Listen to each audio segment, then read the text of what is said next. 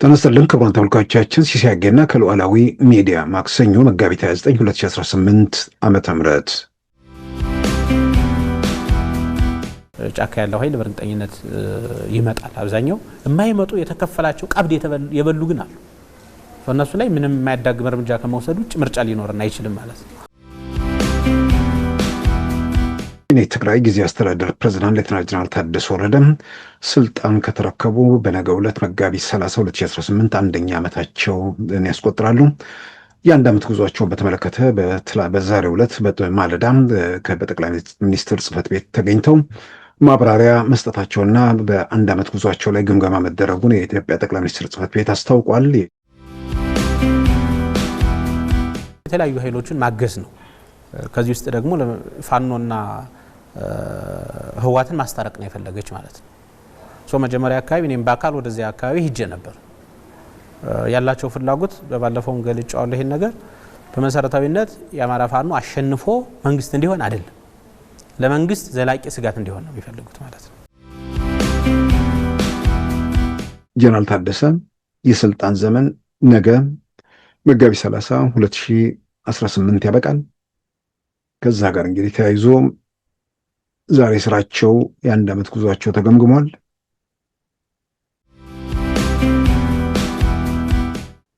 በዛሬው ፕሮግራማችን በእነዚህና በሌሎች ወቅታዊ ጉዳዮች ላይ ትኩረት አድርገናል። አሁን ወደ ዕለቱ ዜና እናመራለን። ለአፍሪካ ዋንጫ ማጣሪያ ወደ ኢስዋቲኒ የተጓዙ የኤርትራ ብሔራዊ ቡድን ተጫዋቾች ወደ ሀገራቸው ሳይመለሱ መቅረታቸውን ዓለም አቀፍ ሚዲያዎች አረጋገጡ። ለአፍሪካ ዋንጫ 2027 ውድድር የማጣሪያ ፉክክር ለማድረግ ወደ ቀድሞዋ ስዋዚላንድ የዛሬው ኢስዋቲኒ የተጓዙት የኤርትራ ብሔራዊ ቡድን ተጫዋቾች 3ቱ ብቻ ሲመለሱ 7ቱ ደቡብ አፍሪካ ላይ መቅረታቸው ታውቋል። የኤርትራ ብሔራዊ የእግር ኳስ ቡድን አምበል አብሎም ተክለዝጊን ጨምሮ 3ቱ ብቻ ወደ አስመራ ሲመለሱ ግብ ጠባቂውን ክብሮን ሰለሞንን ጨምሮ 7ቱ ደቡብ አፍሪካ መቅረታቸው ተዘግቧል። የኤርትራ እግር ኳስ ቡድን አባላት በቀደሙት ዓመታትም በተመሳሳይ ከውድድር በኋላ በሄዱበት መቅረታቸው የተለመደ ተግባር ሆነውም ቀጥሏል። እንደ አውሮፓውያን አቆጣጠር በ2019 7 ተጫዋቾች ኡጋንዳ ላይ ሲጠፉ በ2015 ደግሞ 10 ተጫዋቾች ቦትስዋና ውስጥ ቀርተዋል። እንደ አውሮፓውያን አቆጣጠር በ2013 ደግሞ 15 ተጫዋቾችና የቡድኑ ሐኪም ኡጋንዳ ውስጥ ሲቀሩ እንደ አውሮፓውያን አቆጣጠር በ2009 ደግሞ የእግር ኳስ ቡድኑ መላው አባላት ከአሰልጣኙ በስተቀር ኬንያ ውስጥ ጠፍተዋል። የኤርትራ እግር ኳስ ቡድን አባላት በተደጋጋሚ የሚጠፉት በሀገራቸው የመንቀሳቀስ መብት መገደቡና ከማያባራው ብሔራዊ ውትድርና አገልግሎት ለመሸሽ እንደሆነም በዘገባዎች ተመልክቷል። ኢራን የሆርሙዝ ሰርጥ እንድትከፍት በፕሬዝዳንት ዶናልድ ትራምፕ የተሰጣት የጊዜ ገደብ የሰዓታት ዕድሜ የቀረው ሲሆን ቀነ ገደቡ ማብቃቱን ተከትሎ በኃይል ማመንጫዎችና ድልድዮች ላይ ጥቃት እንደሚጀመርም ይፋ ሆኗል። ኢራን ሰርጡን ለመክፈት በራሷ በኩል ቅድመ ሁኔታ ያቀረበች ሲሆን ጥቃት ከተከፈተባት ግን ቀጠናው በጠቅላላ ጨለማ ይለብሳል ስትል አስጠንቅቃለች። በትሩዝ ገጻቸው ነገ የኃይል ማመንጫና የድልድይ ቀን ነው ያሉት የአሜሪካው ፕሬዝዳንት ዶናልድ ትራምፕ በተቀመጠው የጊዜ ገደብ ማለትም በዋሽንግተን ዲሲ ሰዓት እስከ ዛሬ ምሽት 8 ፒኤም ወይንም ከምሽቱ 2 ሰዓት ድረስ የሆርሙዝ ሰርጥ ካልተከፈተ በምድር ሲኦል ውስጥ እንድትኖሩ እናደርጋለን ሲሉ አስጠንቅቀዋል። ኢራን በበኩሏ የሆርሙዝ ሰርጥን ለመክፈት ጊዜያዊ የተኩስ አቁም ስምምነት ሳይሆን ዘላቂ የሆነ የተኩስ አቁም ስምምነት እንዲደረግና ይህም በሊባኖንና በጋዛ ውስጥ ጭምር ተግባራዊ እንዲሆን ጠይቃለች። እንዲሁም በመካከለኛው ምስራቅ ሀገራት የሚገኙ የአሜሪካ የጦር ሰፈሮች እንዲነሱ፣ መርከቦች ለኢራን መንግስት ክፍያ እንዲፈጽሙ፣ በሀገሪቱ ላይ የጣለው የኢኮኖሚ ማዕቀብ እንዲነሳ፣ ለሰላማዊ አገልግሎት ዩራኒየም የማበልጸግ መብታችን እንዲከበር እንዲሁም ኢራን ለደረሰባት የኢኮኖሚ ድቀት ካሳ እንዲከፈላት በመዘርዘር ቅድመ ሁኔታ ያቀረበች ሲሆን የኢራን መንግስት ከላይ የተዘረዘረው ካልተሟላ ሰርጡን ለመክፈት ፈቃደኛ አለመሆኑን አመልክቷል። በሆርሙዝ ሰርጥ የሚያልፉ መርከቦች የሚከፍሉትን ክፍያ በተመለከተም በአንድ መርከብ $2 ሚሊዮን መጠየቋንም ኒውዮርክ ታይምስ ዘግቧል። ኢራን ክፍያ የጠየቀችበት የሆርሙዝ ሰርጥ ዓለም አቀፍ የውሃ መስመር በመሆኑም የኢራን ድርጊት ህገወጥ መሆኑም እየተገለጸም ይገኛል። ኢራን ከላይ የተዘረዘሩት ካልተሟሉ ሰርጡን እንደማትከፍት ከማረጋገጥ ባሻገር ለሚሰነዘርባት ጥቃት በምላሹ የአካባቢ ሀገራትን ጨለማ እንደምታለብሳቸው አስጠንቀቃለች። እናደርስ ሰብስክራይብ፣ ሼር፣ ላይክ በማድረግ ሉዓላዊ ሚዲያን ያጠናክሩ። እውነትን እንዘግባለን፣ ኢትዮጵያዊነትን እናቀነቅናለን። መድረኩ ግን ለሁሉም አመለካከት ክፍት መሆኑን እናረጋግጣለን። ሉዓላዊ ሚዲያ።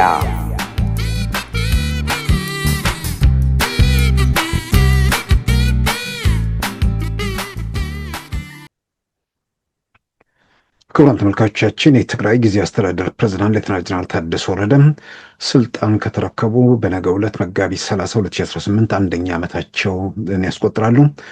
የአንድ ዓመት ጉዟቸውን በተመለከተ በዛሬው ዕለት ማለዳ በጠቅላይ ሚኒስትር ጽህፈት ቤት ተገኝተው ማብራሪያ መስጠታቸውና በአንድ ዓመት ጉዟቸው ላይ ግምገማ መደረጉን የኢትዮጵያ ጠቅላይ ሚኒስትር ጽህፈት ቤት አስታውቋል። የኢትዮጵያ ጦር ኃይሎች ጠቅላይ ኤታማዦር ሹም ፊልድ ማርሻል ብርሃኑ ጁላ እንዲሁም የኢትዮጵያ ውጭ ጉዳይ ሚኒስትር ዶክተር ጌዲዮን ጢሞቴዎስን ጨምሮ ከፍተኛ የሀገሪቱ ባለስልጣናት በተገኙበት ፕሮግራም ወይ ደግሞ ግምገማ መካሄዱን የተመለከተ ፎቶግራፍ ከጠቅላይ ሚኒስትር ጽህፈት ቤት የወጣውንም ተመልክተናል። እንግዲህ ምናልባት የጀነራል ታደሰ ወረደ የስልጣን ዘመን በነገው ዕለት ነው የሚያበቃው። ከዛ በኋላ በቀጣይነት ትግራይ ጊዜያዊ አስተዳደርን ማን ይረከባል የሚለው እንግዲህ ጥያቄ ሆኖ ቀጥሏል። ጀነራል ታደሰ ወደ አዲስ አበባ መጓዛቸውን ተከትሎም በትግራይ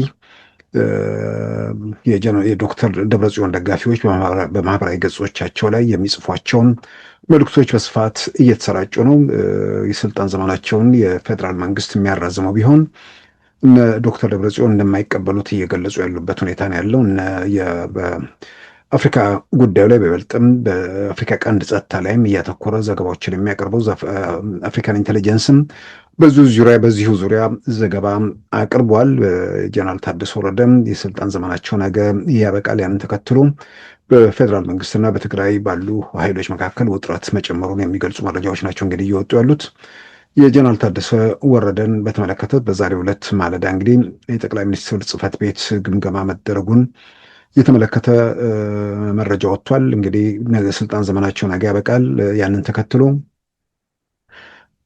ማን ኃላፊነቱን ይወስዳል የሚለውን ነገር ምናልባት ዛሬ ከሰዓት አካባቢ ምናልባትም ይህም ፕሮግራም እያካሄድን ባለንበትም ሰዓት የጀነራል ታደሰ ወረደ የስልጣን ዘመን ሊራዘም የሚችልበት ሁኔታ መኖሩ የሚያጠራጥር አይመስልም። አሁን ባለንበት ሁኔታ ውስጥ ከሳቸው ውጭ ሌላ ሰው ማድረግ የሚቻልበትም እድል አለ ብዬ አላምንም።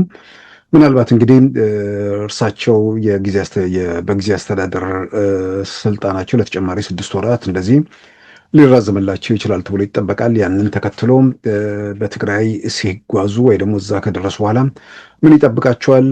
ከነ ዶክተር ደብረጽዮን ጋር ያላቸው ግንኙነት ምን ይሆናል? እንደገናም ደግሞ በአዲስ አበባ ቆይታቸው የአንድ ዓመት ግምገማ ተደረገ ማለት በአንድ ዓመት ውስጥ ጊዜ ውስጥ ምን ሰራህ የሚለው ነገር ብቻ ሳይሆን በስልጣናቸው ላይ ስልጣኑን በተረከቡበት ወቅት ማድረግ አለባቸው ተብሎ የተዘረዘሩ ግዴታዎች ነበሩ። እነዛ ግዴታዎች ተፈጽመዋል። ከነዛ ግዴታዎች ውስጥ መሰረታዊ ተደርጎ የሚጠቀሱት ከውጭ ኃይሎች ጋር መተባበር የሚል ነገር ነው።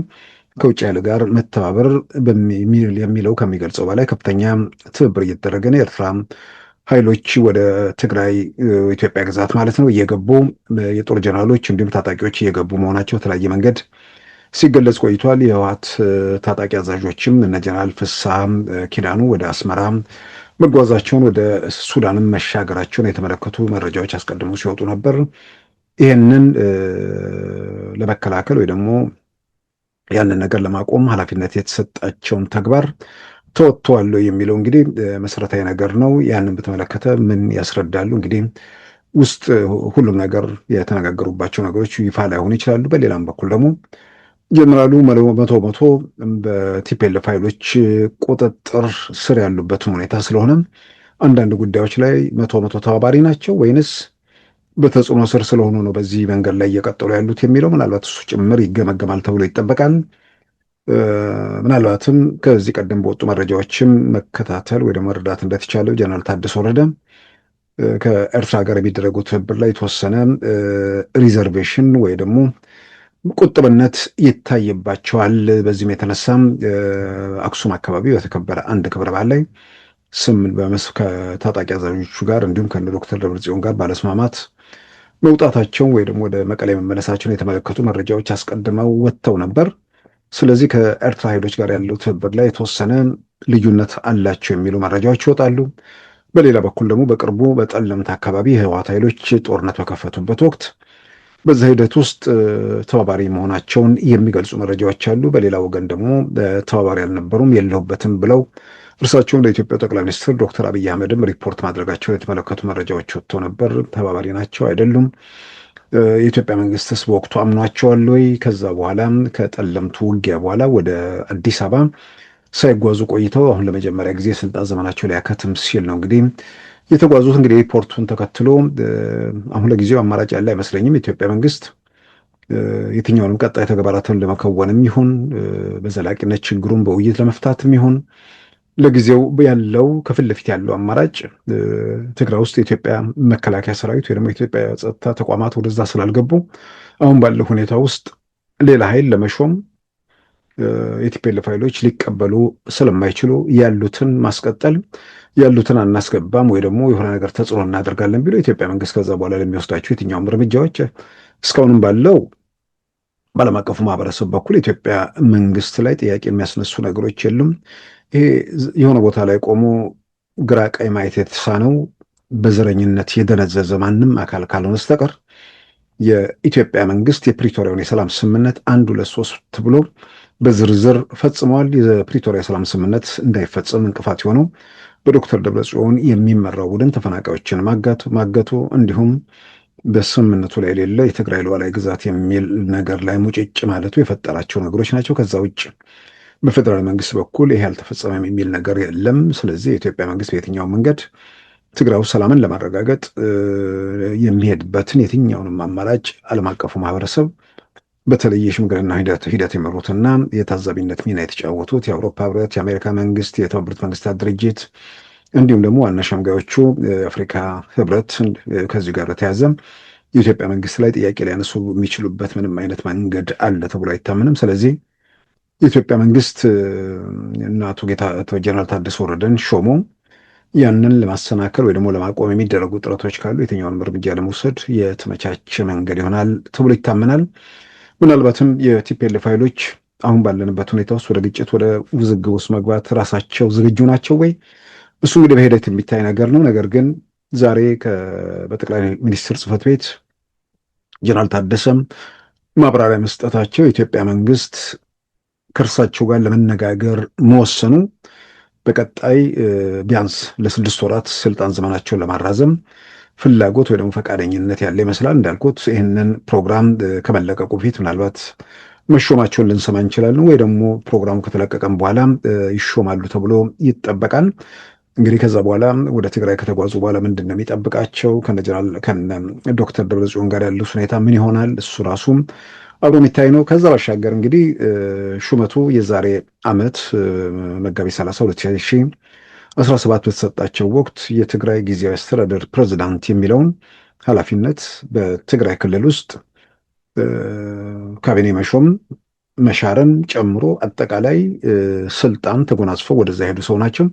እዛ ከደረሱ በኋላ ግን ስልጣናቸውን ለነ ዶክተር ደብረጽዮን አስረክበው ሀገሩን ክልሉን በኮሚቴ እንዲመራ አድርገዋል። አሁን ኮሚቴውን የሚመራው 9 አባላት ያሉበት ኮሚቴ፣ 9 አባላት ያሉበት ኮሚቴ ደግሞ ሰብሳቢ ዶክተር ደብረጽዮን ገብረ ሚካኤል ናቸው። ጀነራል ታደሰም እንደ አንድ የኮሚቴ አባል ተሳትፎ ያደርጋሉ። በዛ 9 አባላት ባሉት ኮሚቴ ውስጥ 3 ከወታደራዊ አዛዦች፣ 3 ከህወሓት፣ 3 ደግሞ ከጊዜያዊ አስተዳደሩ የሚል ነው። እንግዲህ ከጊዜያዊ አስተዳደሩ ከሚገቡት አንዱ እርሳቸው ጀነራል ታደሰ ናቸው። ስለዚህ 3 ከወታደራዊ አዛዦች አሉ። እርሳቸው ራሱ ወታደር ናቸው። 4 ከወታደሮች ይሆናል። ከጊዜ አስተዳደሩ ሌላው የሚገቡት የክልሉ የጸጥታ ቢሮ ኃላፊ ጀነራል ፍስሐ ኪዳኑ ናቸው። ስለዚህ 5 ይሆናሉ ማለት ነው። ከጊዜያዊ አስተዳደሩ 2 ጀነራሎች እንደገናም ደግሞ ከወታደሮቹ ተብሎ የሚመደቡ 3 ሰዎች በአጠቃላይ 5 ከ9 ውስጥ 5ቱ የክልሉ ታጣቂዎች አዛዦች ይሆናሉ ማለት ነው። ከህወሓት 3 ሰዎች አሉ። እንደገና የክልሉ ምክትል ፕሬዚዳንት እና የህወሓት ምክትል ሊቀመንበር አቶ አማኑኤል አሰፋ እርሳቸው ህወሓት ናቸው። ስለዚህ 4 ህወሓቶች 5 ወታደራዊ አዛዦች በጋራ ያሉበት ኮሚቴ ነው ክልሉን የሚመራ። ይህን ኮሚቴ ደግሞ በዋናነት በሰብሳቢነት የሚመሩት ጀነራል ዶክተር ደብረጽዮን ገብረ ሚካኤል ናቸው። በትግራይ ውስጥ ባለው ማናቸውም ጉዳይ ላይ ወሳኝ የሆነ አካል ነው እንግዲህ ይህ ኮሚቴ። ጀነራሉ ስልጣኑ ተረጋግጦላቸው ተመልሰው የሚሄዱ ከሆነ ይሄው የነ ዶክተር ደብረጽዮን ቡድን ከነስልጣኑ ይቀጥላል ወይንስ በህግ በተሰጣቸው ስልጣን መሰረት ራሳቸው ክልሉ የመምራት ኃላፊነታቸውን ይረከባሉ የሚለው አንድ ቀዳሚው መነሳት ያለበት ነገር ነው። በሌላ በኩል ደግሞ እንኳን ክልሉን ብቻቸውን ሊመሩ ከዚህ ቀደም በነበረው 9 አባላት ባሉበት ኮሚቴ እርሳቸው ፕሬዝዳንት ሆነው እንዲቀጥሉ ይፈልጋሉ። የፌዴራል መንግስት ቢፈልግ እንኳን እነ ዶክተር ደብረጽዮን ይፈቅዳሉ የሚለው እሱ ደግሞ አብሮ ተያይዞ የሚነሳ ነገር ነው። ምናልባት ግን በእርግጠኝነት መናገር ቢቻለው በዚህ በሽምግልና ሂደት ውስጥ ሚና ያላቸው በተለይም ደግሞ ከአውሮፓ ህብረት ጋር ተያዘ አንዳንድ እንቅስቃሴዎች እየተደረጉ ስለሆነ የሽምግልና ጥረት የሚባልም ነገር እየተነሳ ስለሆነ ምናልባት በአውሮፓውያኖቹ በኩል ጀነራል ታደሰን ለማደናቀፍ የሚደረግን ነገር እንደማይቀበሉ ሲነግሯቸው እነ ዶክተር ደብረጽዮን ያን ለመቀበል ሊገደዱ ይችላሉ። ያንን የማያደርጉ ከሆነ ደግሞ የኢትዮጵያ መንግስት የሚወስደውን እርምጃ በዝምታ እንመለከታለን ብቻ ሳይሆን የሚወስደውን እርምጃ ደግፈን እንቆማለን በሚል የሚመጣ መልእክት የሚፈጥርባቸው ጫናም ስለሚኖር ምናልባት ባህል ላይ በሚጫወቱም የአውሮፓ ህብረትም ይሁን ሌሎች ሸምጋይነት ሚና ባላቸው አካላት ሳቢያ ጀነራል ታደሰ ወደ ስልጣናቸውን የኢትዮጵያ ፌዴራል መንግስት ከፈቀደላቸው የመቀጠል እድላቸው ሰፊ ነው። እርግጥ ነው ወደዛ ከሄዱ በኋላ አስቀድመን ቢሆን ስልጣናቸውን በእነ ዶክተር ደብረጽዮን ተወስዷል። አሁን ባለበት ሁኔታ ውስጥ እናሰናክል ወይ ደግሞ አንፈቅድም የሚል ነገር ቢመጣ ከሸምጋዮቹ ወይ ደግሞ ከአውሮፓ ህብረትና ከመሰሉት አካባቢ ጫና ሊኖር ስለሚችል ይቀበላሉ። ነገር ግን ደግሞ እንዳይሰሩ መንገድ ሊቆላልፎባቸው የሚችልበት ሁኔታ አለ። ያ ደግሞ በተወሰነ ደረጃ በጀነራሉና በእነሱ መካከል አስቀድሞም ልዩነቶች አሉ። ልዩነቱ ወደ ውጥረቱ ወደ አለመግባባትና አለመግባባቱ ምናልባት ወደ ግጭት ሊያመራ የሚችልበት እድል ዝግ አይደለም ማለት ይቻላል። ከዛ ጋር እንግዲህ ተያይዞ የኢትዮጵያ መንግስት ትግራይ ውስጥ ያለውን ነገር መልክ ለማስያዝ ወደ እንቅስቃሴ ያመራል ተብሎ እንግዲህ ይጠበቃል። ከዛ ጋር ትግራይ ውስጥ ያለውን ሁኔታ በተመለከተም የኤርትራ መንግስትም ቀላል የማይባል ሚና ነው ያለው። በየትኛው መንገድ የኤርትራ መንግስት እዛ ትግራይ ውስጥ የሚያደርገው እንቅስቃሴ በትግራይ የተወሰነ ብቻ ሳይሆን በአጠቃላይ ኢትዮጵያ ውስጥ ያለውን የጸጥታ ሁኔታ ኢትዮጵያ ውስጥ ያለውን አለመረጋጋት በመፍጠር በማወሳሰብ በማስፋት ረገድ የኤርትራ መንግስት ትልቁን ድርሻ እየተጫወተ መሆኑ ዛሬ ላይ ከመቼውም ጊዜ በላይ ግልጽ እየሆነ መጥቷል። በቅርቡም ከዚህ ከፋኖ እንቅስቃሴ ራሳቸውን አግልለው ወደ ሰላም መድረክ የተመለሱት የፋኖ አመራሮች እነ ረዳት ፕሮፌሰር እያሱ እንደገናም እነ ጋዜጠኛ ኤልያስ ከኢትዮጵያ ሀገር መከላከያ ሚዲያ ጋር የሰጡትንም ቃለ ምልልስ ተከታትያለሁ። እዛ ላይ ያነሷቸው ነገሮች አሉ። የኤርትራ መንግስት በህወሓትና በፋኖ መካከል ግንኙነት ለመፍጠር ያው አለመተማመን ስላለ አለመተማመን አለ ሲባል እንዳለ ከፋኖና በህወሓት መካከል አለመተማመን አለ ማለት አይደለም። ከመጀመሪያው ጀምሮ ኢትዮጵያ ውስጥ ለውጡ ከመጣ ጀምሮ ለውጡን ለማደናቀፍ ከሚደረጉ ሂደቶች በህወሓትና አንዳንድ ዛሬ ፋኖ አመራር ውስጥ ያሉ በከፊል እስር ቤት የሚገኙ በከፊል ፓርላማ ከበሉ ሰዎች ጋር በመናበብ ጭምር የሚደረግ መሆኑ ዛሬ ላይ ብዙ የሚያጠራጥር ነገር አይመስለኝም። ቲፒኤልኤፍ ተመልሶ ቤተ መንግስት እንዲገባ በዚህም በዚያም የሚደረጉ ርብርቦች ነበሩ። በዛ ሂደት ውስጥ ተዋናይ የሆኑ ሰዎች አሉ። ነገር ግን ደግሞ እንዲህ አይነት ኮተት ውስጥ የሌሉ በሆነ መንገድ የአማራ ህዝብ በደል መገፋት ደርሶበታል ብለው አምነው እዚህ ሂደት ውስጥ የገቡ ሰዎች ከቲፒኤልኤፍ ጋር የሚፈጠር ትብብር መከራን ወይ ደግሞ ስቃይና ሰቆቃ ከፈጠረ ኃይል ጋር የሚደረግ ትብብር በመሆኑ ሊቀበሉት ለዛ ራሳቸውን ባለማዘጋጀታቸው በኤርትራ በኩል የተሰጠው ምክንያት ምንድን ነው? መሳሪያ እንድናቀብላችሁ ለማስታረቅ ማለት ነው። መሳሪያ እንድናቀብላችሁ የተከዜ ዘብ የሚባለው ኃይል በዛ በኩል በእኛ በኩል መሳሪያ እንዳይወጣ ይከላከላል።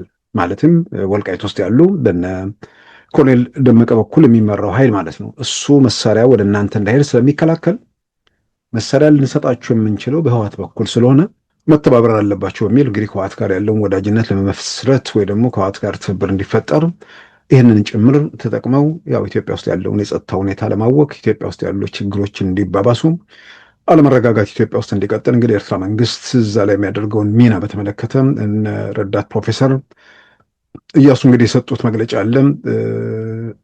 ምናልባትም ከህወሓት ጋር ወደ መተባበር የሚለው ነገር ሲመጣ እርምጃው የትኛውን መንገድ ኢትዮጵያ ውስጥ ሀገር ለማፍረስ እንጂ የሆነ ማህበረሰብ የሆነ ቡድን መብት እንዲጠበቅ እንዳልሆነ የበለጠ ያው አይኑን ለገለጠ መቼም ማየት ማመዛዘን ለሚችል ለማንም ሰው ግልጽ ነው። ሻዕቢያ ማዕከላዊ መንግስቱን በምትፈልገው መንገድ ማትዘውረው መሆኑ ስታረጋግጥ በፊት በሰላም ከቀረበች በኋላ ያደረገችው የተለያዩ ኃይሎችን ማገዝ ነው። ከዚህ ውስጥ ደግሞ ፋኖና ህወሓትን ማስታረቅ ነው የፈለገች ማለት ነው። መጀመሪያ አካባቢ እኔም በአካል ወደዚያ አካባቢ ሂጄ ነበር። ያላቸው ፍላጎት በባለፈው ገልጫዋለሁ። ይሄን ነገር በመሰረታዊነት የአማራ ፋኖ አሸንፎ መንግስት እንዲሆን አይደለም፣ ለመንግስት ዘላቂ ስጋት እንዲሆን ነው የሚፈልጉት ማለት ነው። ይሄ ደግሞ በቂ አይደለም ብለው ሲያስቡ ከወያኔ ጋር ማስታረቅ ፈለጉ። ባይዘይ በወያኔና በሻዕቢያ በህወሓት መካከል በህወሓት ኃይሎችና በፋኖ መካከል ያለውን መቀራረብ እንደዚህ እንዲመጣ ያደረገችው ሻዕቢያ ናት። ከነሱ ጋር እንትን ለመስጠት አይመቸንም፣ የተከዜም ስለሚያስቸግር በዚህ በኩል ያለው የተከዜ ዘብም ሌላውም ኃይል ስለሚያስቸግረን ለእናንተ እንትን ማድረስ አንችልም፣ ሰው መስጠት የምንችለው በህወሓት በኩል ነው ተባለ። አብዛኞቹ የፋኖ አመራሮችም መቀሌ እንዲሄዱ ተደረገ ምናምን። ያኔ ፋኖን በግልጽ ለሁለት ተከፈለ ማለት ነው። የአማራ ፋኖ ህዝባዊ ድርጅትና ከአማራ ፋኖ ህዝባዊ ድርጅት ውስጥ ያለው ውጭ ያለው እነ ኤልያስም የነበሩበት አፋባሃ የሚባለው ግን ደግሞ አመራር የሌለው ሄደው ያ ምርጫም የተደረገው ከሻዕቢያ ወታደሩ አመራሮች በተገኙበት ነው። ምርጫው ሲደረግ የአፋባሃ ግን መምረጥ አቅቷቸው 13ቱ ነው አፋባሃ ሚል አንድ ድርጅት አቆምራሉ ማለት ነው። ያንንም ሳይሳካ ሲቀር አሁንም ወደ አፋድ ውስጥ አስገባች ሻዕቢያ እጇል። አፋድ ውስጥ የተወሰኑ አመራሮችን በመያዝ አፋድና አፋባሃ አንድ ሊሆኑ ነው፣ አንድ ድርጅት ሊመሰረት ነው ምናምን ተብሎ ከበሮ ተደለቀ። ያ ጊዜ እኛ በግልጽ ተቃውመን ከመንግስት ጋር አሰላለፋችን አደረግን ማለት ነው። እና የሻዕቢያ እገዛ ትንሽ ተተኳሽ በመርጨት ነው። መሰረታዊ የሆነ መሳሪያ ድጋፍ እንኳን ብዙ አልነበራቸውም እስከ ቅርብ ጊዜ ድረስ። የተወሰኑ ተተኳሾችን መስጠት፣ ለተወሰኑ አመራሮች ገንዘብ መስጠት። አብዛኛው ሰራዊት ተይዘው ይሄን በደንብ አያውቅ። የኢትዮጵያ ችግር የኢትዮጵያ ፖለቲካ ውስጥ በተቃውሞ ውስጥ ያሉ ሰዎች የነርሱ አምሮት ተሟልቶ ሀገር ፈረሰ አልፈረሰ ደንታ የማይሰጣቸው ሰዎች እዛ ውስጥ አሉበት። ጥያቄ ውስጥ የማይገባ ነገር የሚሄዱበት መንገድ የትም እንደማይደርስ ያውቁታል። ግን ደግሞ በሆነ ምክንያት የሆነ ተአምር ተፈጥሮ ድብልቅልቁ ቢወጣ የሆነ ቦታ እናጣም በሚል በዚህም በዚያም ለኢትዮጵያ ውስጥ አለመረጋጋት እንዲፈጠር የሚንቀሳቀሱ ወገኖች እንዳሉም ደግሞ የሚታወቅ ነገር ነው። ስለዚህ ይሄ ሁኔታ ከተፈጠረ በኋላ ከቲፒኤልኤፍ ጋር ትብብር የሚለው ነገር ሲመጣ በመጨረሻ መሳሪያ ለማንሳትና ለመታገል ወይ ደግሞ ለመተኮስ ምክንያት ያደረጉት የህወሓት ኃይሎች መሳሪያ ሳይፈቱ የአማራ ልዩ ኃይል እንዲፈታ ተደረገ የሚለው ዋና አጀንዳ ነበር። ስለዚህ ትልቁ ስጋት የሚባለው ወይ ደግሞ 27 ዓመት በኢትዮጵያ ለቀጠለው ነገር በተለይ ደግሞ በአማራ ማህበረሰብ ላይ እንደ ጠላት አድርጎ ሲፈረጅ የነበረው ቡድን ከዚህ ቡድን ጋር መወዳጀት ውስጥ ከገባ ትጥቅ መፍታት አለመፍታት የሚባለው በሁለት ትርጉም ያጣል ማለት ነው። ስለዚህ ምክንያት የሚሰጥ የነበረው የህወሓት ኃይሎች አማራ እንዲያጠቁ ህወሓቶች ከነ መሳሪያቸው ቀሩ፣ አማራው ደግሞ መሳሪያ ፈታ የሚል ያው ተረት ነው። በተወሰነ ደረጃ ምንም ጥያቄ ውስጥ የማይገባ ነገር ነው። መሳሪያ የፈታው ጠቅላላ የኢትዮጵያ ውስጥ ያሉ ልዩ ኃይሎች ናቸው። ነገር ግን ከመነሻው ጀምሮ ህዝብ ለማነሳሳት ወደ ግጭት ለመግባት ራሳቸውን ሲያዘጋጁ የነበሩ ኃይሎች የመጨረሻዋን ህዝብ ለማነሳሳት ወይ ደግሞ ለመተኮስ እንደ ምክንያት ተጠቀሙበት። ዛሬ ላይ ነገሮችን ግራ ቀኝ ለሚያይ ለሚመረምር ሰው አንደኛ ሁሉም ነው መሳሪያ የፈታው፣ ሁለተኛ የኢትዮጵያ የሀገር መከላከያ ሰራዊት የትኛውም የኢትዮጵያ ማዕዘን ላይ ያለውን የኢትዮጵያ ሰላም የሚያስከብር ኃይል ነው። የሆነ ቦታ ላይ የሸፈተ የሆነ ቦታ ላይ መሳሪያ የታጠቀ ኃይል የሆነ ክልል አጠቃለው ቢል የኢትዮጵያ ሀገር መከላከያ ሰራዊት የትኛውንም አካባቢ ይጠብቃል። የስጋት ምንጭ ተብሎ የሚጠቀሰው ህዝባዊ ወያኔ ሓርነት ትግራይ ሚሳኤሉንም መድፉንም ታንኩንም የፖለቲካ መሪዎቹንም ብዙ ነገር ካጣ በኋላ ስለሆነ ያኔ ስጋት ያልሆነ ከዛ በኋላ ስጋት ሊሆን የሚችልበት እድል በፍጹም ሊኖር አይችልም። የሁሉ ግልጽ በሆነበት ነገር ግን በተለያየ መንገድ አንዳንዴ በቀናነት የገቡ ሰዎች የሉም እያልኩ አይደለም። የፕሮንትን ምንድን ነው ጭብጨባ በጣም በጣም በጣም መጥፎ ነገር ነው። ፕሮፓጋንዳ በጣም በጣም በጣም ሰዎችን ከመስመር የሚያስትበት ሁኔታ አለ። ስለዚህ በእንደዚህ አይነት ሁኔታ ውስጥ በብዙዎች ገቡ። ከዛ በኋላ ግን ዋናው ጠላት ከሚባለው ኃይል ጋር ተባበሩ የሚባል ነገር ሲመጣ ፍሬን ያዙ፣ ገመገሙ፣ ራሳቸውን አዩ። የአማራ ህዝብ ለአማራ ህዝብ መብትና ነጻነት ትታገላለህ ብሎ የአማራን ህዝብ ወደ መከራና ወደ ስቃይ እየገፉ መሆናቸውን ሲያረጋግጡ ፍሬን ይዘው ከሂደቱ ራሳቸውን አግለው ወደ ሰላሙ መንገድ ተመልሰዋል። እንግዲህ እነዚህ ኃይሎች አሁን በተለያየ መንገድ የመጡበትን መንገድ እዛ የቆዩበትን ጊዜ አሁን ደግሞ በአካባቢው ያለው ሁኔታ በተመለከተ ቢያንስ አሁንም ማህበረሰቡ እየተሰቃየ ስለሆነ ከዛ ስቃይ ውስጥ እንዲወጣ ምን ይደረግ የሚለው ነገር ላይ ስራ እየሰሩ መሆናቸውን በተለያየ መንገድ እንግዲህ እየገለጹ ነው። በእርግጠኝነትም የሚናገሩት ነገር አለ። ቀብድ ከበላው በስተቀር ቀብድ የወሰዱ ሰዎች አሉ፣ ዓላማ ተልዕኮ ለመፈጸም። ከነሱ ውጭ ግን አብዛኛው ወደ ሰላሙ መድረክ ይመለሳል። በዛ ጉዳይ ላይም እየሰራን ነው ብለዋል። መሬት ላይ ያለውን ነገር የበለጠም ያውቃሉ። ከነርሱ ጋር ብዙዎችም ግንኙነት አላቸው። በቅርቡም ሰዎች መምጣታቸው ይታወቃል። አሁንም መንገድ ላይ ያሉ መኖራቸው በተለያየ መንገድ ይሰማል። አሁንም በጫካ ያለው ኃይል ላይ እኛም እየሰራንበት ነው፣ እንሰራለንም። በእርግጠኝነት ከጠላት ጋር ተሰልፎ እንትን የሚያደርገው አብዛኛው አይሆንም። የተወሰነ ኃይል ነው የሚቀረው። እሱ ደግሞ በተለያየ መንገድ ከጨዋታ ውጭ ይሆናል። ከዚያ ላሉትም ጭምር እኛ በተለያየ መንገድ እንትኑ እያደረስን ነው። ከዚህ ከሚኒስትሪ ሚዲያው በተለየ መልኩ ውስጥ ላይ የራሳችን ስራ በሚገባ እየሰራን ነው። በእርግጠኝነት በቅርብ ነገሮቹ ቅርጽ ይዛሉ ብለን ነው የምናስበው። አብዛኛው ካለመረዳት ነው። ቅድም እንዳልከው ነገሩን በትክክል ካለመረዳት የሆነ እንትን ውስጥ ስትሆን የሚሰማ ስሜት አለ አይደል? የአልጎሪዝሙ በአንተ ዙሪያ ያለውን ነው የሚያመጣው። ያሸነፍን ነው እንዲህ እያልን ነው ምናምን። ልክ መንግስት ደግሞ በጠላትነት ብቻ እያፈረሰ እየሰራኝ አሁን አዲስ አበባ ላይ ያለን አመለካከት እውነት ልናገር ለዚህ እኮ አልነበረ። አዲስ አበባ ይሄ የኮሪደር ልማቱን እዚያ አሁን የሚገባኝ ያው ልማት ሲባል ብቻ ያላለመቃወም ያህል ብዙም አላልንም። ጫካም ሆናል መጣን ስናየው ግን ያለው የተለየ ነገር ነው። ይሄ ምናልባት አዲስ አበባ ሳይሰራ እኮ ሌላ ሀገር ተሰርቶ ጉብኝት ያናይተ ነው ቢሆን አዲስ አበባ ለምን እንደዚህ አተለማም ብለን ጥያቄ ሁሉ ልናነሳ እንችል ነበር ማለት ነው። አብዛኛው የሰርክሉም የምትውልበት ሰርክልም የሚያሳይህ የሚጋርድህ ነገር አለ፣ ብዥት አለው እና ከዚህ አንጻር ከፍተኛ የሆነ ስራ ያስፈልጋል። ከሰራ ነው በላይ በሁሉም ኃይል ጫካ ያለው ኃይል በእርግጠኝነት ይመጣል። አብዛኛው የማይመጡ የተከፈላቸው ቀብድ የበሉ ግን አሉ። እነሱ ላይ ምንም የማያዳግም እርምጃ ከመውሰድ ውጭ ምርጫ ሊኖርና አይችልም ማለት ነው። የሆነ መንገድ ላይ የጀመሩ ሰዎች እንዳይበረታቱ በወልቃይት ምናምን አካባቢ የተራረፈውን አርሚ ሰባ የተባለው ኃይል ደግሞ እንዲተኩስና ትንሽ ሞራል እንዲሰጣቸው ለማድረግ ታስቦ ነበር። ያው ቢያንስ ተዝረክርከው ፎቶቸው ምናምን ዩኒፎርማቸው ያው ተመተው የደረሰባቸውን ነገር በተለያየ መንገድ እየሰማን ነው። ቲፒኤልኤፍም ሻዕቢያም ሌሎችም በተለያየ መንገድ የሚያደርጓቸው ነገሮች ብዙ እንትን የሚል ነገር አይመስለኝም። አስገራሚ ነገር የሆነ ቦታ ላይ ደፈጣ ፈጽመ የሆነ ነገር አድርገው የሆነ ቦታ ላይ የተወሰኑ ሰዎችን ይዘው 4 ኪሎን የከበቡ አስመስለው ይሄ እየተበተነ ላለው ግራ ለገባው ደጋፊ የቀረውን የተራረፈውን ለማስቀረት የሚደረጉ ነገሮች አንዳንዴ ሰዎች ትዝብት ለምን እንደማይፈሩት ይሄ የጻፍከው ይሄ የምትናገረው ነገር የሆነ ቦታ ላይ አጠፋዋለሁ ብለህ የሚጠፋ ነገር አይደለም። አሁን ኢትዮጵያ ባለችበት ሁኔታ ውስጥ እንኳን ፋኖ እንኳን ሸኔ እንኳን ቲፒኤልኤፍ የኤርትራ መንግስትም ኢትዮጵያ ውስጥ ተጽዕኖ ለማድረግ ያለው አቅም ትርጉም ባለው ደረጃ ተዳክሟል የሚለውን ከሚገልጸው በላይ የተዳከመ ኃይል ነው። የትኛውም መመዘኛ የኤርትራ መንግስት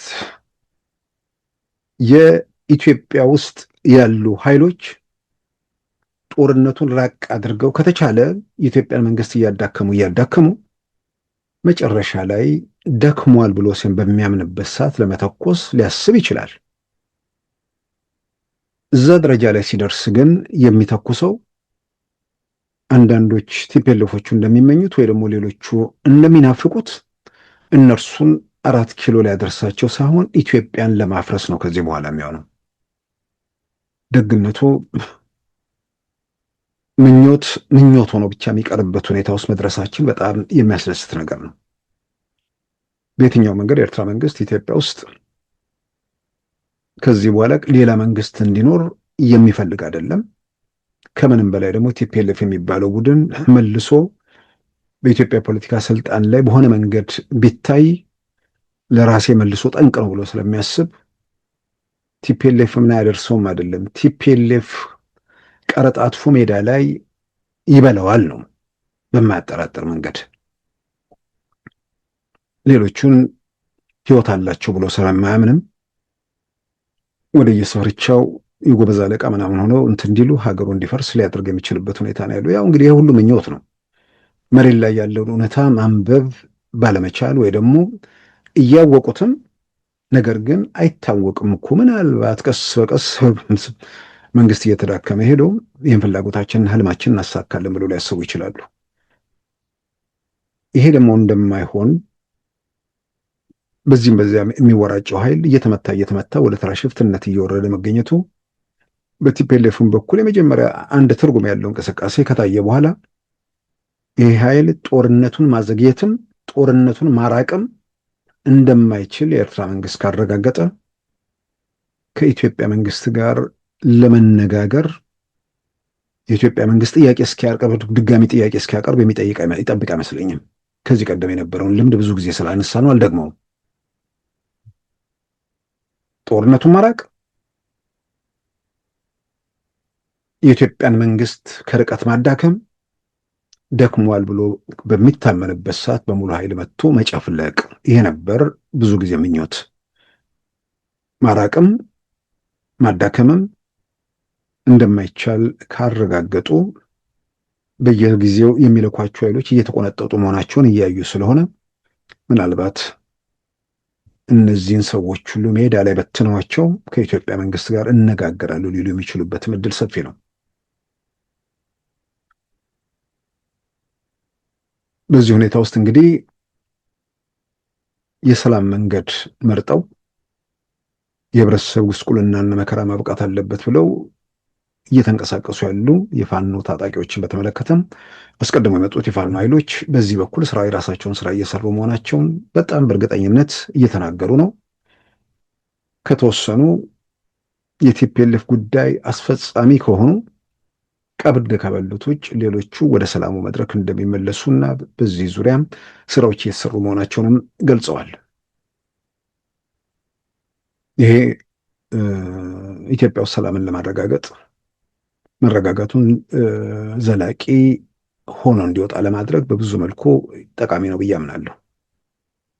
ምናልባትም እንዲህ አይነት ሁኔታዎች ያው አንዳንዴ ሙቀት ይኖራል፣ ጭብጨባ ይኖራል፣ ንዴት ይኖራል። እነዚህ ነገሮች አንድ ላይ ሲታጨቁ ሰዎች ምን እየተከናወነ ነው፣ ኢትዮጵያ ውስጥ ምንድን ነው ያለው፣ ምንድን ነው የጎደለው፣ ጥያቄያችን ምንድን ነው፣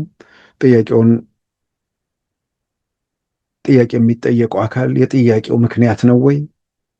ይህን እንኳን ብዙዎች ለመለየት ለመገንዘብ ጊዜም ሁኔታ የሚፈቀደላቸው አይመስልም። በጩኸት በግርግር ነበር ብዙዎች ወደዚህ እንትን ውስጥ የገቡት። ዛሬም የሽግግር የግርግር የመዋጮ መንግስት የሚጠይቁ ኃይሎችም ጥያቄ በማይገባ መንገድ የችግሩ ባለቤት የሚጠይቁት ጥያቄን በተመለከተ ኃላፊ አሁን ስልጣን ላይ ያለው መንግስት እንዳልሆነ ያውቁታል። ነገር ግን የማይጠይቅ መንጋ ዝም ብሎ ስላለ ሁሉንም ነገር እየጋቱት እስከዛሬ ድረስ አምጥተውታል። ያው እያየን የሆነ ነገር ለካ ጊዜ እንዳለው ብዙዎች ተረድተናል። ሰው በዚህ ደረጃ ይሄ ሁሉ ሰው ማየት ማገናዘብ መመርመር እንዴት ያቅተዋል?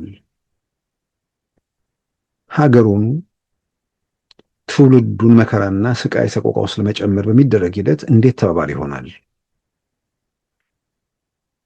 ጥያቄ ተብሎ በሚነሱ ጉዳዮች ላይ የጥያቄው ባለቤት ራሱ ችግር የፈጣሪዎቹ በሆኑበት ሁኔታ ውስጥ እንዴት ሰው ይህን መረዳት አይችልም? እንዴት መገንዘብ አይችልም? የሚል ለብዙዎች በጣም በጣም መሰረታዊ ጥያቄ ሆኖ የቀጠለ ነገር ነው። አሁን ግን እውነት ለመናገር ፊት ለፊት የማይታዩ አንዳንድ እርምጃዎች ግን እውነታዎችን ሲፈነጥቁ በቅርብ ጊዜያት ውስጥ አየን። አምና ሰኔ ወር ላይ የኦንላይን ዘመቻ በተባለበት ወቅት ወይ ደግሞ ምድር አንቀጥቅጥ ሰልፍ ተብሎ በሳይበሩ ዓለም ውስጥ ጫጫታው በረከተበት ጊዜ በጣም ከፍተኛ ተመልካች አገኘን ብለው በሳምንት ወይ ደግሞ በ15 ቀን ውስጥ መንግስት እንደሚለወጥ አድርገው የተናገሩ ሰዎች ከዛ በኋላ ከአንድ ሳምንት ነው ከሁለት ሳምንት በኋላ አድራሻቸው ወይ ደግሞ አድራሻቸው እንደጠፋ እናስታውሳለን። አሁን ከቅርብ ጊዜያት ወደ ኢትዮጵያ ውስጥ የተለዋወጡ ሁኔታዎች የጀነራል ታደሰ የስልጣን ዘመን ሊያበቃ መቃረቡን እሱን በዋናነት ታሳቢ በማድረግ በሌላም በኩል ኢትዮጵያ ውስጥ ምርጫ ጋር ተያይዞ እንቅስቃሴ መቀጠሉ አይናችን እያየ እነዚህ ነገሮች ምርጫ እንዴት ህዝቡን እንደማይቀበለው ማሳየት አለብን የሚል በአንድ በኩል፣ በሌላ በኩል የስልጣን ዘመኑ የጀነራል ታደሰ ሲያበቃ ከዛ በኋላ የኢትዮጵያ ፌዴራል መንግስት የሚወስደው እርምጃ ሊኖር ስለሚችል ህዝባዊ ቅቡልነት እንደሌለው ለማሳየት ይህን አጋጣሚና መድረክ እንጠቀም ብሎ ያው የቲፒኤልኤፍን ጉዳይ ለማስፈጸም የተሰባሰቡ ናቸው። እዛ ላይ ጥያቄ ውስጥ መግባት፣ ጥርጣሬ ውስጥ መግባት የሚያስፈልግ ነገር አይመስለኝም። ሰዎች ራሳቸው መጠየቅ ነው ያለባቸው። ሰው በጅምላ ማሰብ የለበትም። አንዳንዴ የሆነ ነገር የተገለጸን ነገር ሰው እንዴት ነው የማይጠይቀው? ይህንን ብዙ ጊዜ ደጋግመን የምናነሳው ነገር ነው። ሰዎች ሻይ ቡና ሲጠጡ ወይ ካቲካላም ሲጨልጡ ይሁን ሌላም ማህበራዊ ግንኙነታቸው ላይ እንዴት ነው ቆም ብሎ ጥያቄ ሰው ማያነሳው? ምንድን ነው የተፈጠረው ኢትዮጵያ ውስጥ? ማን ነው ባለቤቱ? ምንድን ነው ከዚህ ሁኔታ ውስጥ ለመውጣት የምንችለው?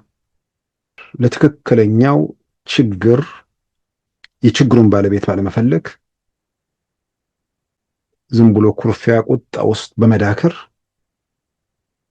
አመፅ፣ ችግር የሚፈጥሩ ኃይሎች መንግስትን፣ ሀገርን ለመለወጥ ወይ ደግሞ ለማፍረስ የሚያስችላቸው አቅም ባይኖርም ሰዎች ወጥተው እንዳይገቡ፣ ሰላማዊ ህይወት እንዲታወክ ምክንያት እንዲሆኑ በቀጥታም ሆነ በተዘዋዋሪ አስተዋጽኦ እያደረጉ መሆናቸውን ሰዎች ይህን መገንዘብ ነው ያለባቸው። ስለዚህ ሰልፍ ነው ምናምን ምድር አንቀጥቅጥ የተባለው ኃይል እንዳልነው ወቅቱም የአንድ ሰሞን ግርግር ነው። በሚሳኤል በቢኤም እና ታንክ መድፍ ያልሄደ መንግስት በጨበጣና በግርግር በጩኸትና በውካታ የትም ሊሄድ አይችልም። ይህን መድረክ ያዘጋጁ ሰዎች አእምሮታቸውን ሊወጡ ይችላሉ። ይህን ያህል ሺህ ሰው ሰማኝ ወይ ደግሞ ሚሊዮኖች ሰሙን የሚል ለአንድ ለሁለት ቀን የመንፈስ እርካታ ሊሰጣቸው ይችል ይሆናል። ከአንድ ሳምንት በኋላ ከእንቅልፋቸው ሲነሱ ዓለም ባለበት እየቀጠለ ነው። የሚለወጥ የሚመጣ የሚሄድም የሚመጣም ነገር የለም። ያንን በወቅቱም ስላለፍንበት ስለኖርንበት ኢትዮጵያን ፖለቲካ የሚለወጥ ነገር እንደማይኖር የሳምንታት ግፋ ቢል የወር ግርግር እንደሆነ በወቅቱ አንስተን አንዳንዶች ከመጠን በላይ አቃለልከው የሚል አስተያየት ወይ ደግሞ ትችትም አቅርበው ነበር። ገፍቼ ወር ነበር ያደረኩት። ገፋ ቢል ወር ብዬ ነበር። በሚገርም ሁኔታ 2 ሳምንት ምናምን ነገር አለሙ አበቃ። እነዚህ ሰዎች እንግዲህ ከዓመት በኋላ ከ8-9 ወር በኋላ ተመልሰው ተመሳሳይ ነገር ውስጥ ሲገቡ ያው የቀደመው የተወሰነ ቁጥር ሊቀንስ ይችላል። ምንም ጥያቄ ውስጥ ማይገባ ነገር ነው። የቀደመው ላይ የተወሰነ ቁጥር እንደሚቀንስ ይታወቃል። የተወሰነ ነገር ግን በዚህ ደረጃ ተዳክመው አድማጭ አጥተው ግራ መጋባት ደረጃ ላይ ይደርሳሉ ብዬ በፍጹም ላስብ አልችልም። ተመሳሳይ ፊት ስለመጣ ምናምን ስለሌለ የሚባል እሱ ገበያ ላይ የሚውል ሀሳብ አይደለም። አሁን የተመሳሳይ ፊት አይደለም፣ ሁሌም አንድ ሰውም ሊመጣ ይችላል። ጉዳዩ ኢትዮጵያ ውስጥ አፋኝ መብት የነፈገ ጨቋኝ መንግስት አለ። ስለዚህ ይህን ጨቋኝ መንግስት ለማስወገድ እስከሆነ ድረስ ያም ሰው ደጋግሞ ቢመጣ የተወሰኑ ሰዎችን ቢጨምር ለውጥ የለውም። ዋናው ነገር የምትፈልጉት ምንድን ነው? ስልጣን ላይ ያለው መንግስት በተመለከተ እሱም በተመለከተ የተነሳው ጉዳይ ምንድን ነው? ኢትዮጵያ ውስጥ ላለ ችግር፣ ኢትዮጵያ ውስጥ ላለው ቀውስ ባለቤቱ ማን ነው? ይህን ችግር ለመለወጥ የምትሄዱ ወገኖች ኢትዮጵያ ውስጥ ምንድን ነው ማምጣት የምትችሉት? አቅማችሁ ምንድን ነው? በዘር ተቧድኖ አንዱ በሌላው ላይ የጥላቻ ጥግ ድረስ ሄደው አንዱ በከሌ ቋንቋ ተናግረ አትገበያይ ሲል የነበረ፣ ሌላኛው ከቀሌ ሱቅ አትግዛ ሲል የነበረ ጥላቻቸው ከግለሰብ አልፎ ማህበረሰብ ላይ የሆነ ሰዎች ሀገር እነዚሁ ደግሞ ተቧድረው ምን ሊፈጥሩ ይችላሉ?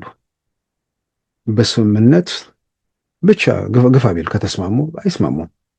ከተስማሙ ሊያደርጉት የሚችሉ በስምምነት ሀገር ማፍረስ ነው። ሀገር ሊያቆሙ አይችሉም። እና እኔ በቅን ሆነው እዚኛው ካምፕ ላይ ያለ ሰው ሌላ ሰው እንደው ተመልካች ምናምን ካለ መጠየቅ ያለበት እነዚህ ሰዎች ጋር አብሮ መሰለፍ ማለት፣ እነዚህን ሰዎች መደገፍ ማለት በሆነ ተአምር ፍላጎታቸው ቢሳካ በሆነ ተአምር ነው ያልኩት። ተአምር የሚለው ከሚገልጸው በላይ ተአምር መሆን አለበት። ሰማይና ምድር ቦታ ሲቀያየሩ የማየት ያህል ተአምር መሆን አለበት። ፀሐይ በምዕራብ የመውጣት ያህል ተአምር መሆን አለበት። እንደዚህ አይነት ተአምር ተፈጥሮ የሆነ ነገር ቢቀናቸው ሀገር ነው የሚያደኑት፣ ሀገር ነው የሚያፈርሱት። ይህንን እርግጥ ነው ብዙዎች እያዩ እያስተዋሉ እየገመገሙ እየተረዱ በመምጣታቸው የዛሬ 8 ወር 9 ወር የነበረ ግርግር አሁን ጭር እያለ መምጣቱ ትልቅ ነገር ነው። ገጠር ላይ የሚሰቃየው ገጠር ላይ መከራ የሚቀበለው ዜጋም ከፈተና ከስቃይ ከሰቆቃ የሚወጣበት ጊዜ እየተቃረበ መምጣቱን የሚያሳይ ነገር ነው። ከዛ ውጭ ያለ ግርግርና ጩኸት መንግስት ሊለውጥ ሀገር ሊያፈርስ የሚችልበት ምዕራፍ ትላንት አብቅቷል። ጥቅምት 2013 ባለሚሳይሎቹ ባለቢኤሞቹ ሁሉን ነገር በእጃቸው ያደረጉት፣ በአንጻሩ ሀገሪቱን ለመታደግ የቆመ ኃይል ደግሞ በጣም ወጥ ሆኖ መቆም ገና ያልቻለበት፣ ውስጡ የተቦረቦረበት፣ ብሔርተኛውም ወታደራዊ አቅሙም የጸጥታ አቅሙም ብዙ ጎድለት በነበረበት ሰዓት ያንን ምዕራፍ የተሻገረ ሀገሩን በጸና መሰረት ላይ ማቆም የቻለ ኃይል አሁን ባለበት ሁኔታ ውስጥ የሚለወጥ የሚመጣ ነገር እንደሌለ ግልጽ ነው። ነገር ግን ግርግሩ በተለያየ መንገድ ኢትዮጵያ ውስጥ አለመረጋጋት በመፍጠር ኢትዮጵያ ውስጥ ቀውስ በመፍጠር ጦርነት ለማራቅ የኢትዮጵያ መንግስት ባልተረጋጋ ቁጥር ተጨማሪ ግድብ ላይገድብ ይችላል በሚል ከርቀት እነ ግብፅ ከቅርብ እነ ኤርትራ ለሚያደርጉት ሀገሩን የማወክ ተግባር እዛ ላይ ጉዳይ አስፈጻሚ ሆነው ቀብድ የበሉት ሰዎች ማለት ነው። እነ ኢያሱ ሲናገሩ ማለት ነው። ቀብድ የበሉት ሰዎች የገጠሩን ህዝብ ሰላማዊ ህይወቱን ያውካሉ እንጂ ኢትዮጵያ ውስጥ የመንግስትን ህልውና የሀገርን ህልውና ጥያቄ ውስጥ ማስገባት የሚችሉበት ምዕራፍ ትርጉም ባለው ደረጃ ተደምድሟል። ትልቁ ነገር ምናልባት በዚህ በፋኖ ታጣቂዎች በሸኔ በምናምን አካባቢ የሰላምን መንገድ እያመኑ በሰላም መንገድ ለሚመጡ ሰዎች ቁጥራቸው እየጨመረ መምጣት፣ በሌላም በኩል ደግሞ ሰው ከሆነ ዝግ ቦታ ውስጥ ነበር አይኑን እየገለጠ ሁኔታዎችን እየገመገመ መሄዱ የጩኸቱ የግርግሩ የተስፈኛው የሁከቱ ምናምን ካምፕ እየተመታም ምድረ በዳ ላይ ብቻውን የሚጮህበት ምዕራፍ እየተጓዘ መሆኑን ማሳየቱ እሱ በጣም በጣም የሚያበረታታ ነገር ነው። ኢትዮጵያ ውስጥ እንዳልኩት ገጠር ላይ ምናምን ሰው ወጥቶ መግባት ምናምን ላይ እሱ ላይ የተፈጠረ ተጽዕኖ አለ። እዛ ላይ ደግሞ ይሄ እገታ ምናምን ተያይዞ የሚነሱ ነገሮች አንዳንዴ የሰላም ስምምነት ምናምን እገታ ያስቀራሉ ብሎ የሚያምኑ ሰዎች አሉ። አሁን ተራ ሽፍቶች ናቸው። ከማንም ኃይል ጋር ብትፈራረም አሁን ሰርቶ መብላት ሳይሆን አግቶ መብላትን እንደ አቋራጭ ሀብት ማማ ላይ መውጫ ተምሮ ስራ መያዝ ነግዶ ማትረፍ ሳይሆን ቀምቶ መብላት ቀምቶ አግቶ ሀብታም መሆንን ተኩሶ ባለባጃጅ መሆንን እንዲህ አይነት ነገር ትውልዱ ላይ ስራዎች እንትን እያለ ስለመጣ ይህን ነገር ለማስቀረት የአካባቢ ሚሊሻና ጸጥታ ኃይሎች በተለይ በአካባቢ ሚሊሻ አካባቢ ያሉ የእነሱ ተግባር ነው። ነገር ግን ከዚሁ ጋር ተያይዞ ለምሳሌ ቋራ አካባቢ ይመስለኛል ጎንደር ሰሞኑን የታየው ነገር አንዳንድ ምንድን ነው ይቀናጣል ልበል ሰዎቹ ከባድ መኪና ሾፌር አገቱ ይዘው ሲሄዱ የአካባቢ ታጣቂዎችና ህብረተሰቡ ተረባርቦ ታጋቾቹን አስለቀቀ። ሰዎቹን ከዛ በኋላ የፊጥኝ አስሯቸው ከነ ምንድነው ጠመንጃቸው ይዞ ሲያዞራቸው ይሄ ሰብአዊ መብት ነው ምናምን የሚል ይሄ እንደ ፌስቡክ ላይ ያለ አንዳንድ እኮ በራሱ ዓለም የሚኖር ስንት ሰው አለ። እነዚህ ሰዎች የስንቱን ህይወት የስንቱን ቤት እንዳጨለሙ ስንቱን ስቃይና መከራ ውስጥ እንደከተቱት እግዚአብሔር ይህንን ሾፌር ባይታደገው ከሱ ጋር ተያይዞ የስንቱ ህይወት ነበር የሚጨልመው። ቤተሰቦቹ ቢያንስ እንደውም አንዳንዴ አጉል መቀናጣት ጥሩ አይደለም።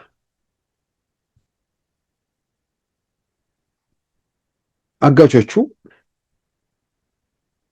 አስልተው ነው የሚገቡት።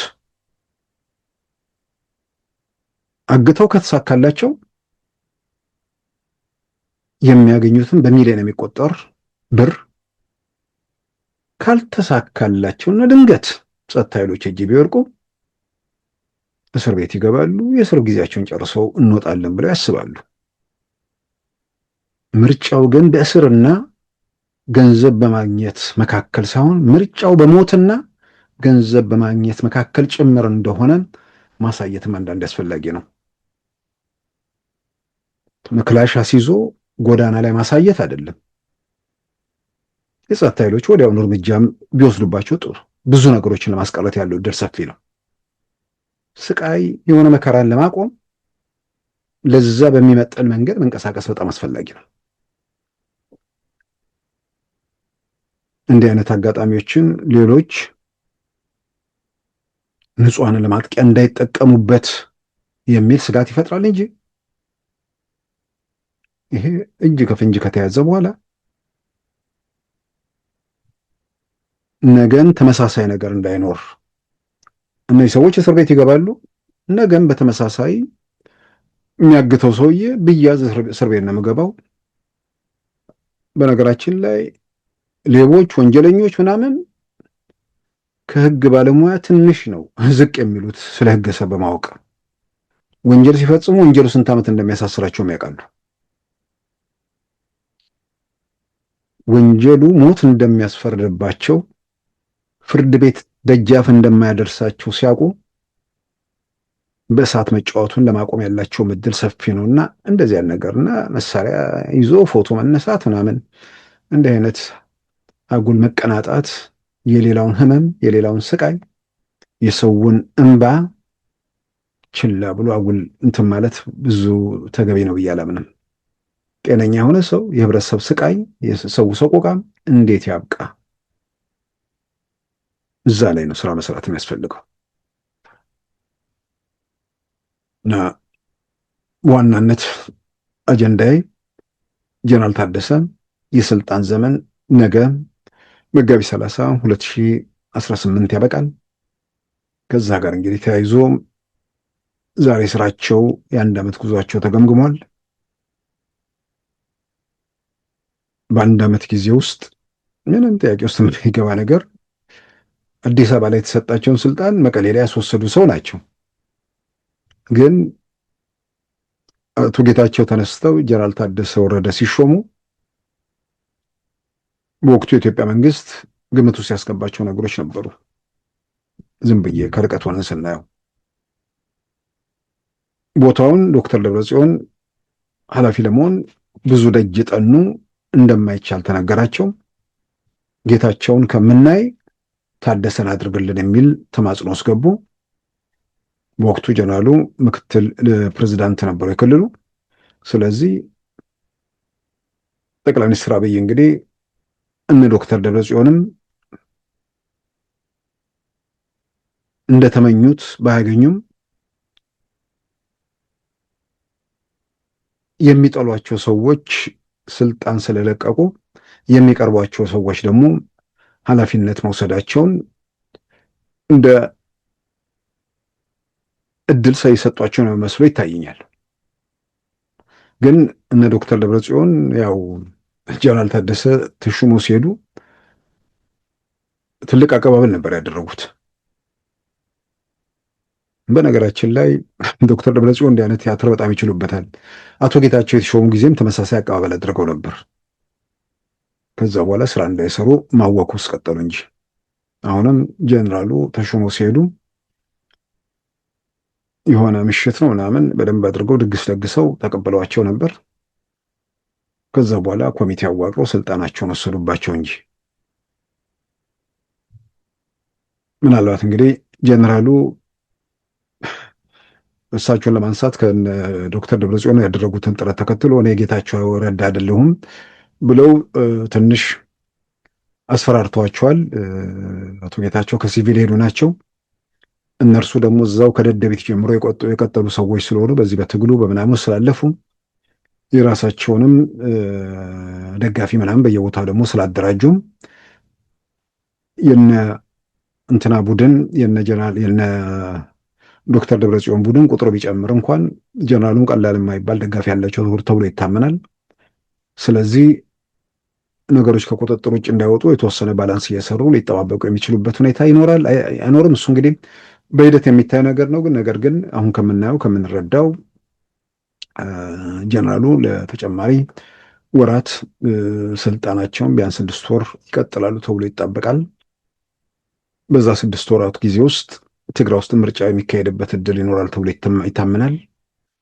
ማለትም ዋናው ምርጫ አሁን ሌሎቹ በሚካሄደው ግንቦት 24 ይካሄዳል። ከ2 ወራት ያነሰ ጊዜ ነው የቀረው። ያኛው ምርጫ ካካሄዱ በኋላ በዛኛው በቀሪው ጊዜ ውስጥ 4 ወራት ጊዜ ውስጥ ምርጫ ለማካሄድ የሚያስችል ሁኔታ ይኖራል ተብሎ ይታመናል። ምንም የሚከለክል ነገር የለም። የሆነ ቦታ ላይ የሆነ ጊዜ፣ ሌላ ቦታ ላይ ሌላ ጊዜ፣ ከመስከረም መጨረሻው ሳምንት 2019 በፊት ምርጫው ከተካሄደ ምንም የሚፈጠር ነገር የለም። ከመስከረም የመጨረሻው ሰኞ 2019 በፊት ከአብዛኛው የፓርላማ ወንበር መንግስት መመስረት የሚያስችለው የፓርላማ ወንበር እስከተያዘም ድረስ ከዛ በኋላ ምርጫ በማድረግ የሚከለክል ነገር የለም። ከዚህ ቀደም የነበሩ ሂደቶችም ልምዶችም ይህን ያረጋግጣሉና ጀነራል ታደሰ ጊዜው ከተራዘመላቸው ትግራይ ውስጥ ምርጫ ለማድረግ የሚያስችለውም ሁኔታ ይፈጠራል ተብሎ ይታመናል። አሁን ጥያቄው ትግራይ ውስጥ ያለው ከሻዕቢያ ጋር እየተባበረ ያለውን ኃይል ምን ይደረጋል የሚለው ነገር ነው። እሱ ነው እንግዲህ አሁን መሰረታዊ ጥያቄ።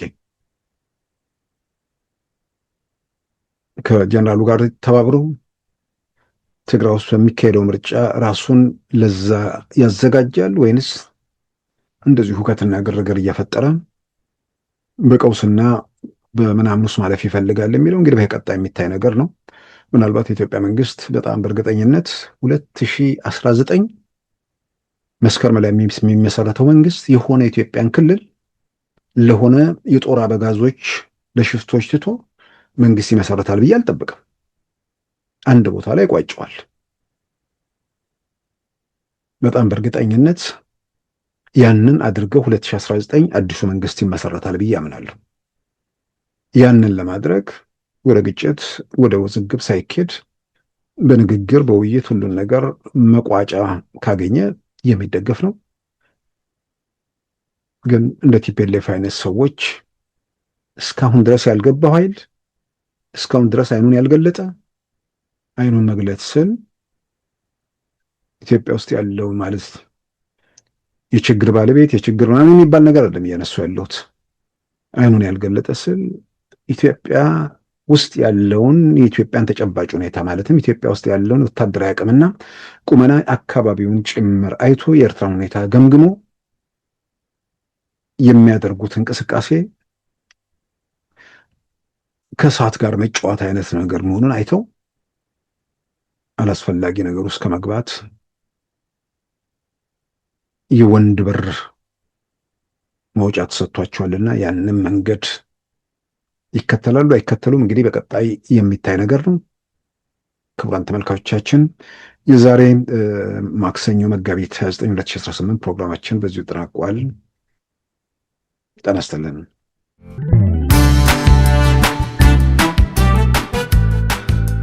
ሉዓላዊ ሚዲያን ይደግፉ። ስራዎቻችንን ለብዙ እንድናደርስ ሰብስክራይብ፣ ሼር፣ ላይክ በማድረግ ሉዓላዊ ሚዲያን ያጠናክሩ። እውነትን እንዘግባለን፣ ኢትዮጵያዊነትን እናቀነቅናለን። መድረኩ ግን ለሁሉም አመለካከት ክፍት መሆኑን እናረጋግጣለን። ሉዓላዊ ሚዲያ